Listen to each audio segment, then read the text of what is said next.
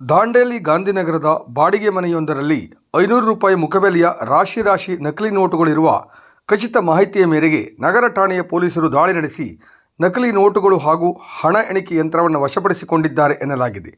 ಉತ್ತರ ಕನ್ನಡ ಜಿಲ್ಲೆಯ ದಾಂಡೇಲಿಯ ಗಾಂಧಿನಗರದಲ್ಲಿರುವ ನೂರ್ಜಾನ್ ಜುಂಜುವಾಡ್ಕರ್ ಎಂಬವರ ಮನೆಯೊಂದರಲ್ಲಿ ಗೋವಾ ಮೂಲದವನು ಎನ್ನಲಾದ ಅರ್ಷದ್ ಖಾನ್ ಈತನು ಬಾಡಿಗೆದಾರನಾಗಿ ವಾಸ್ತವ್ಯವಿದ್ದನು.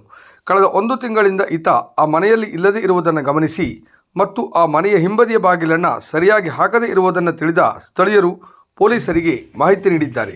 ಬಳಿಕ ಪೊಲೀಸರು ಬಂದು ಪರಿಶೀಲನೆ ನಡೆಸಿದಾಗ 500 ರೂಪಾಯಿ ಮುಖಬೆಲೆಯ ರಿಸರ್ವ್ ಬ್ಯಾಂಕ್ ಆಫ್ ಇಂಡಿಯಾ ಎಂಬ ಬರಹ ಇರುವ ಮತ್ತು ಗವರ್ನರ್ ಸಹಿ ಇಲ್ಲದೇ ಇರುವ ನೋಟಿಗೆ ಸಂಖ್ಯೆ ಇರುವ ಜಾಗದಲ್ಲಿ 0ಯಷ್ಟೇ ನಮೂದಿಸಿರುವ ಮತ್ತು ಮೂವಿ ಶೂಟಿಂಗ್ ಪರ್ಪಸ್ ಓನ್ಲಿ ಎಂದು ಬರೆದಿರುವ ಶೈನಿಂಗ್ ಪೇಪರ್ನಲ್ಲಿ ಮುದ್ರಿತ 500 ರೂಪಾಯಿ ಮುಖಬೆಲೆಯ ನಕಲಿ 50 ನೋಟುಗಳ ಬಂಡಲ್ನಂತೆ ಇಡಲಾಗಿದ್ದ ಅಂದಾಜು 14 ಕೋಟಿ ರೂಪಾಯಿ ನಕಲಿ ನೋಟುಗಳು ಪತ್ತೆಯಾಗಿದ್ದು ಅದನ್ನು ಪೊಲೀಸರು ವಶಪಡಿಸಿಕೊಂಡಿದ್ದಾರೆ. ವರದಿ ಅನು ನಾಯ್ಕ್ ಹೊನ್ನಾವರ.